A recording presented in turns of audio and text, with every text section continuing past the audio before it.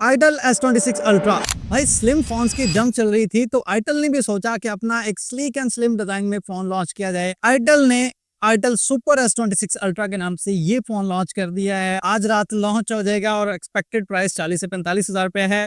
इसके बॉक्स में देखते हैं कि हमें क्या क्या देखने को मिलता है। के अंदर स्लिमेस्ट होने के बावजूद भी 6000 mAh की बड़ी बैटरी लगाई गई है।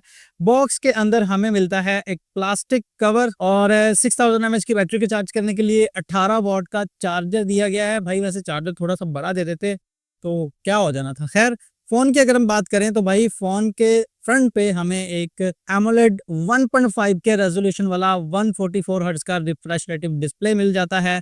काफी ज्यादा क्लियर डिस्प्ले है। अब इसका कैमरा कैसा है, परफॉर्मेंस कैसी है, ओवरऑल सब कुछ डिटेल में कल मैं अपने YouTube चैनल पे बताने वाला हूं। तो जल्दी से जाएं ताहिर रिव्यूज को सब्सक्राइब कर लें YouTube पे और बेल आइकन प्रेस कर लीजिएगा ताकि आने वाली कोई भी वीडियो मिस ना हो जाए।